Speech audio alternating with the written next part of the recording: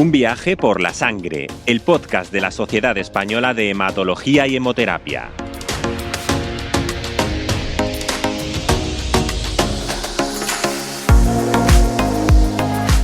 La leucemia es una enfermedad compleja que afecta a los tejidos responsables de producir nuestras células sanguíneas, desde la médula ósea hasta la circulación misma de la sangre.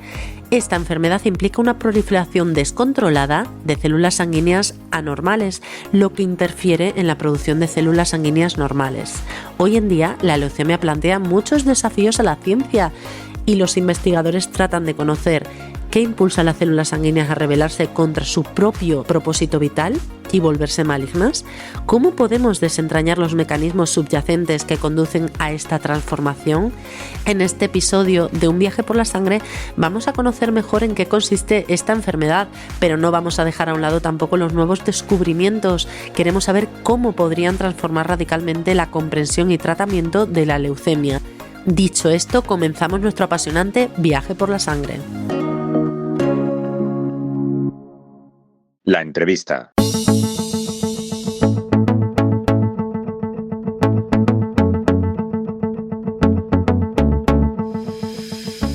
Leucemia es un término que todos hemos escuchado alguna vez en nuestra vida, pero ¿realmente entendemos lo que es? Para arrojar más luz sobre esta enfermedad contamos con la inestimable participación de la doctora Lucrecia Yáñez Sansegundo.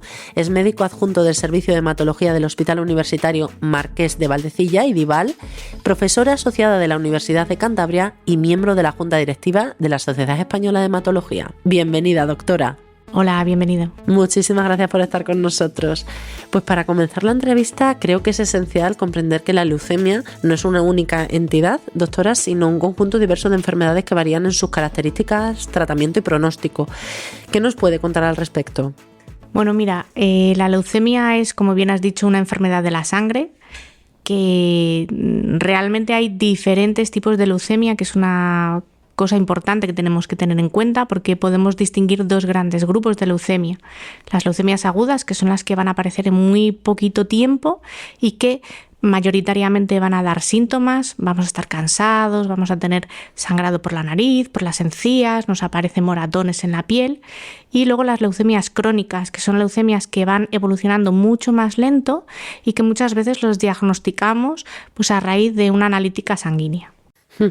¿Qué peculiaridades tiene cada tipo de leucemia y por qué es importante diferenciarlas?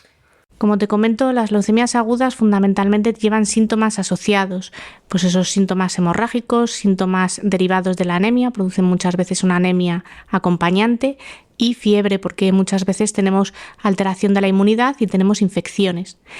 Es importante diferenciarlo porque esas leucemias agudas vamos a necesitar tratarlas rápidamente porque son muy agresivas.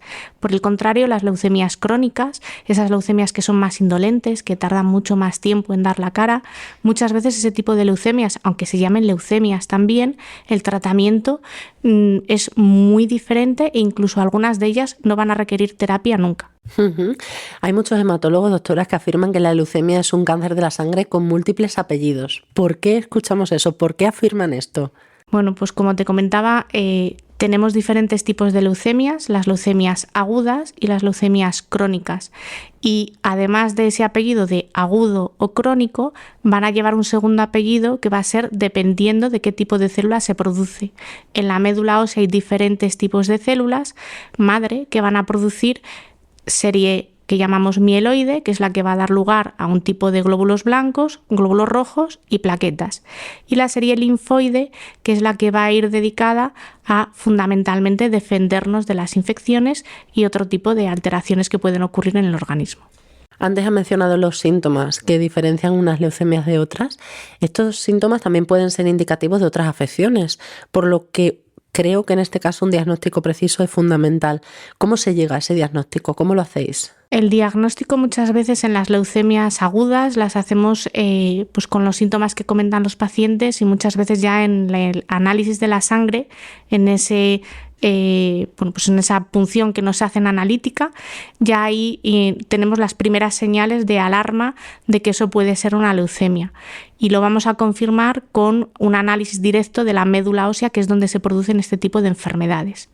En las leucemias crónicas, como digo, muchas veces el diagnóstico ya lo tenemos en el análisis que hacemos de la sangre periférica, en esa analítica normal, y en algunas ocasiones no necesitamos ni siquiera mirar la médula ósea. De acuerdo con los datos de la Red Española de Registros de Cáncer, Redecan, se estima que alrededor de 6.000 personas son diagnosticadas de leucemia en España cada año. Corríjame si me confundo. Y afecta más a hombres que a mujeres. ¿Se conoce por qué? Las enfermedades hematológicas afectan más a los hombres que a las mujeres, así como, por ejemplo, las enfermedades autoinmunes afectan más a las mujeres que a los hombres. En principio todavía no se sabe exactamente cuál es la razón, pero pues es una evidencia que tenemos desde el punto de vista epidemiológico. Aparte de la edad y los malos hábitos de vida, doctora, como por ejemplo ya sabemos cuáles son, ¿no? El tabaco, el alcohol, el sedentarismo, ¿qué factores aumentan la posibilidad de desarrollar una leucemia? Bueno, como digo, fundamentalmente en las leucemias crónicas no queda tan claro cuál puede ser el motivo. Dentro de las leucemias agudas, fundamentalmente hay cierto tipo de tóxicos que podemos estar expuestos, por ejemplo, las radiaciones ionizantes o cierto tipo de sustancias químicas como el benceno pueden favorecer esas leucemias agudas. Pero en la mayoría de las veces no vamos a encontrar un factor desencadenante y muchas veces lo desconocemos. En términos de tratamiento, doctora, la leucemia ha sido históricamente desafiante, ¿no es así? Pero los avances en la medicina han llevado a la evolución de las terapias y cada vez tenemos terapias más efectivas. Es decir, el arsenal terapéutico que tiene ahora el hematólogo es apasionante. ¿Qué enfoques existen y cuáles son los más efectivos en la actualidad para estos pacientes? Bueno, nuevamente tenemos que distinguir entre agudas y crónicas. Las leucemias crónicas, fundamentalmente la leucemia mieloide crónica, es la que ha abierto no solo en el campo de la hematología, sino en el campo de la oncología, lo que llamamos a día de hoy los tratamientos dirigidos. Sabemos que este tipo de leucemia mieloide crónica tiene una alteración genética concreta y los fármacos se han diseñado específicamente para anular esa alteración genética. A raíz de ahí se sintetizan fármacos dirigidos frente a las alteraciones que tienen esta enfermedad, que lo conocemos porque está avanzando mucho los análisis por biología molecular y estamos entendiendo mucho más cómo se producen estas enfermedades y ya tenemos tratamientos dirigidos y de hecho para esas leucemias crónicas son tratamientos orales en la mayoría de las ocasiones dirigidos y que además no son quimioterapia. Por el contrario, en las leucemias agudas, en muchas de ellas vamos a tener que seguir utilizando quimioterapia, en algunas ocasiones también combinado con esas terapias dirigidas, pero ya digo que la quimioterapia va a formar parte inicial en esas leucemias agudas y algunas de ellas tenemos que ir a trasplante u otro tipo de terapias celulares como las famosas CAR-T. ¿Son efectivos estos tratamientos, doctora? Sí, realmente en las leucemias crónicas, para que te hagas una idea, en esa leucemia mieloide crónica hace 20 años, que es 20-25 años, que es cuando sale al mercado esa primera molécula dirigida, la supervivencia de estos pacientes era alrededor de 6 meses, 1 año, con las medicaciones que teníamos porque evolucionaban rápidamente de una forma crónica a una forma aguda y el paciente iba a fallecer rápidamente. A día de hoy estos pacientes con una pastilla al día, pues muchos de ellos podemos decir que la enfermedad está muy controlada y de hecho en algunos incluso hasta plantearnos que pueden estar curados, ¿no? Con lo cual la eficacia es muy significativa. En 25 años ha podido hablar de cura, ¿no? En 25 años, sí. Realmente en esos 25 años el cambio que ha ocurrido desde el punto de vista terapéutico, que va ligado mucho al conocimiento científico de estas enfermedades oncohematológicas, pues ha cambiado radicalmente el escenario de tratamiento y de hecho en un futuro muy próximo vamos a tener muchas más moléculas dirigidas y vamos a poder seguir mejorando el pronóstico de estos pacientes. Hoy en día, doctora, también para mejorar el tratamiento es importantísimo algunas cuestiones como por ejemplo la investigación continua, el apoyo emocional y psicológico y la concienciación pública, ¿no? Para mejorar el manejo del paciente. ¿Qué peso tienen estos aspectos en la labor del hematólogo hoy en día? La investigación, como he comentado antes, es algo básico porque a través de la investigación vamos a poder identificar nuevos mecanismos que todavía a día de hoy desconocemos y que pueden dar lugar a nuevas moléculas dirigidas y nuevos tratamientos específicos para estas enfermedades. El campo psicológico es esencial. De hecho, muchos pacientes requieren un tratamiento con un psicooncólogo porque la palabra leucemia lleva un contexto y un peso muy importante tanto para el paciente como para los familiares. Y de hecho, por ejemplo, para las leucemias crónicas, cuando tenemos una leucemia crónica, nos quedamos con esa palabra leucemia y le decimos no tiene que recibir ningún tipo de tratamiento, el paciente se sorprende, tengo una leucemia y no me vais a dar una pastilla. Y no me vais a tratar, no me vais a poner nada, no me vais a hacer nada. Entonces, por eso esa tercera parte que tú decías de la información a la sociedad, el que la sociedad sea consciente y que sepa que dentro de las leucemias tenemos leucemias, pero tienen diferentes apellidos y dependiendo de esos apellidos, pues necesitaremos un tratamiento u otro y ciertos seguimientos. ¿Hacia dónde va el futuro del tratamiento de las leucemias, doctora?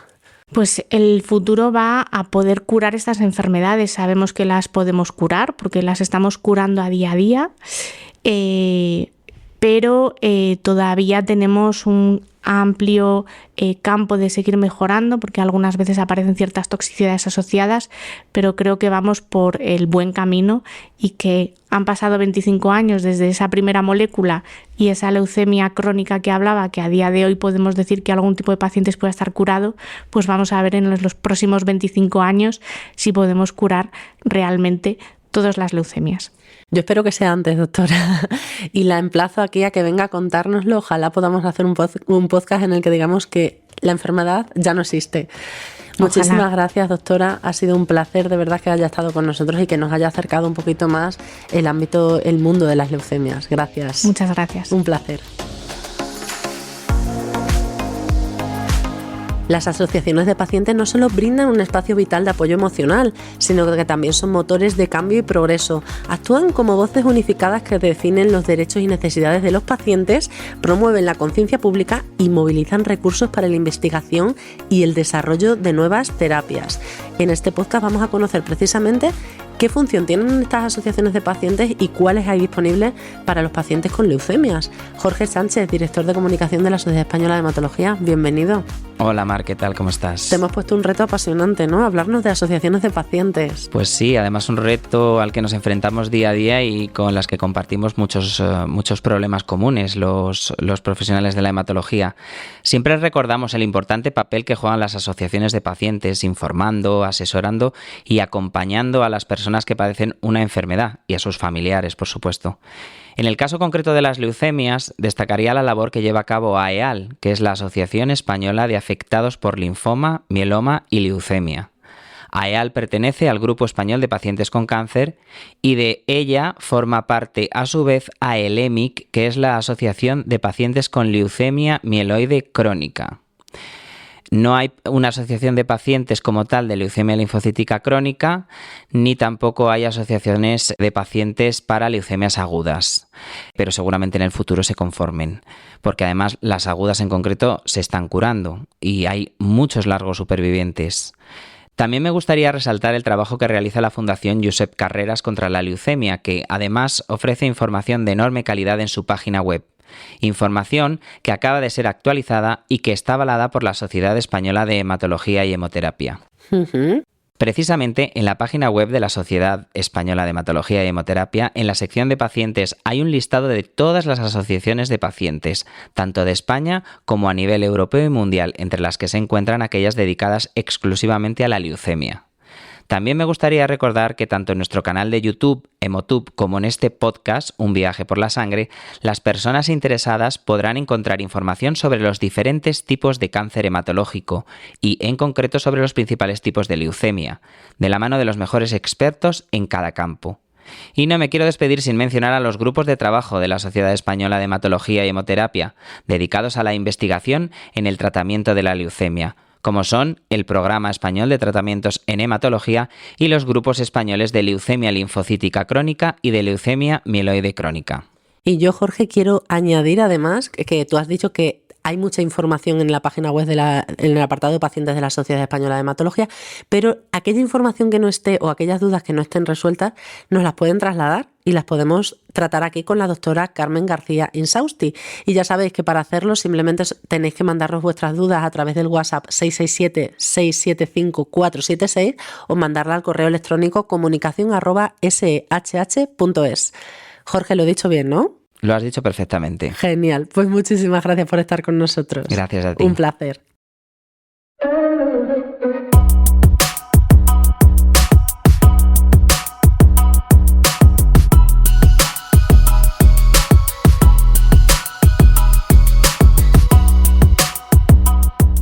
Y comenzamos con esa sección que tanto nos gusta, en la que resolvemos las dudas que nos hacen llegar todos nuestros oyentes.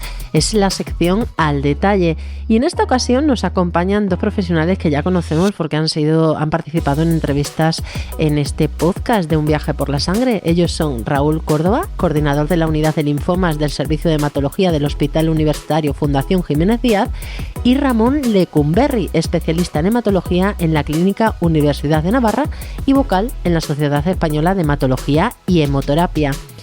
Antes de nada, me gustaría agradecerles su participación en este podcast y comenzamos por la primera pregunta que nos hacía llegar uno de nuestros oyentes. Últimamente he visto muchas noticias publicadas sobre que las terapias CAR-T pueden producir un segundo cáncer. ¿Qué hay de cierto en eso? ¿Está la comunidad científica preocupada por ello? La noticia que está apareciendo en prensa sobre la aparición de segundos tumores en pacientes que han recibido una terapia celular con linfocitos T-CAR no está generando demasiado ruido en la comunidad científica hematológica, porque es algo que es esperable, que puede entrar dentro de lo normal. Y eso es debido a que todos los pacientes, en primer lugar, con un cáncer de la sangre, con un cáncer hematológico, tienen más riesgo de desarrollar un segundo tumor, y esto es conocido desde siempre, y en parte es debido a que el sistema inmunológico del paciente no es capaz de reconocer la aparición de nuevas proteínas generadas por los tumores, y por lo tanto no son capaces ni de reconocerlos ni de destruirlos. Y en segundo lugar, los tratamientos que aplicamos para curar pacientes con cáncer, como algunos linfomas o algunas leucemias o mielomas, lo que hacen es, además de destruir a la célula tumoral, debilita el sistema inmunológico, de manera que esta inmunovigilancia se ve claramente reducida por los tratamientos que administramos para curar el cáncer original. Y esto en parte justifica el que los pacientes puedan tener efectos secundarios, entre ellos segundos tumores. Esto es muy conocido con los agentes de quimioterapia convencional. La quimioterapia produce daño en el ADN, en el material genético, y este es el mecanismo por el cual las células tumorales son destruidas y podemos curar el cáncer. Pero a veces estas alteraciones en el ADN, en el material genético de las células, también pueden ocurrir en células sanas. Por lo tanto, ese riesgo nunca es cero, y siempre tenemos que poner en una balanza el riesgo y el beneficio de curar a un paciente con la posibilidad de que pueda tener a largo plazo un segundo tumor. Pero es algo que no es nada nuevo, que es algo conocido y que siempre tenemos en cuenta a la hora de tomar una decisión.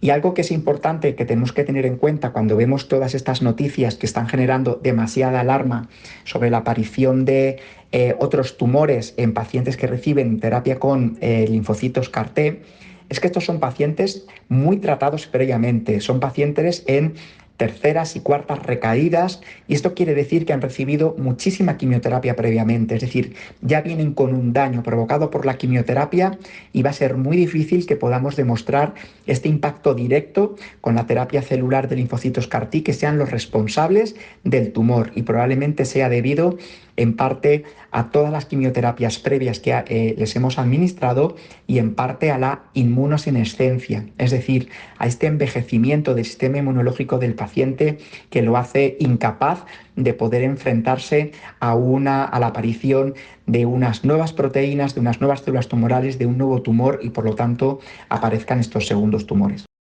Muchas gracias por la explicación, doctor. Tenemos otra duda y en este caso la va a responder Ramón Lecumberri. ¿Las mujeres con trastorno de la coagulación pueden tener embarazos normales? ¿Qué precaución debe tomar antes y durante el embarazo? Muchas gracias. Muchas gracias por la consulta.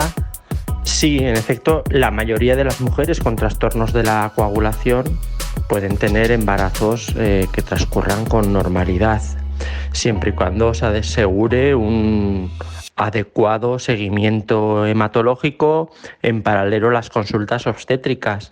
Incluso puede no estar de más la realización de una consulta preconcepcional para dar las indicaciones oportunas y establecer el plan de seguimiento.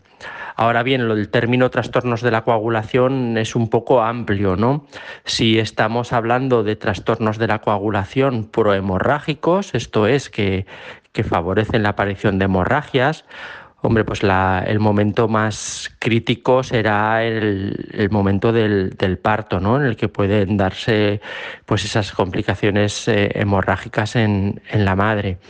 Si por el contrario estamos hablando de trastornos de la coagulación que aumentan el riesgo de complicaciones trombóticas, bueno, pues puede que incluso sea necesario la administración de fármacos antitrombóticos, anticoagulantes a dosis bajas, desde el momento que la mujer sepa que se ha quedado embarazada, y a veces se mantienen, o en muchos casos se mantienen hasta varias semanas después del parto, ¿no? Tanto para prevenir la aparición de trombosis en la madre como para favorecer que el embarazo llegue a término con normalidad. O sea que, bueno, en cualquier caso es imprescindible un seguimiento estrecho hematológico. Muchísimas gracias, doctor, y gracias también a estos oyentes que nos han enviado sus dudas, porque nos han permitido enriquecer nuestro conocimiento sobre la sangre. Si tú también quieres hacernos llegar tus dudas y consultas para que las resolvamos en los próximos programas, ya sabes que solo tienes que enviarnos un audio de voz a nuestro WhatsApp 667-675-476 o al correo electrónico comunicación@shh.es. Ambos contactos, no os preocupéis de tomar nota porque aparecerán en la descripción de este podcast. También estaremos atentos por si nos hacéis llegar esas dudas a través de nuestros canales en redes sociales, a través de Instagram o X. Esperamos tus preguntas sobre transfusiones, cáncer hematológico, trasplante de médula ósea, hemofilia o cualquier otro tema relacionado con la sangre que te pueda generar confusión o del que quieras ampliar información con nuestros expertos. Además, en estas últimas semanas nos han llegado muchas propuestas de temas para futuros podcasts. Si tú también quieres participar y hacernos llegar una propuesta, un tema que consideres que deberíamos tratar aquí en nuestros podcasts de Un viaje por la sangre, no dudes en trasladarnos tu idea. Espero que este podcast te haya resultado interesante. Ya sabes que puedes consultar todos nuestros episodios en Spreaker, en iVoox y en Spotify. Gracias por tu atención y nos despedimos hasta el próximo capítulo.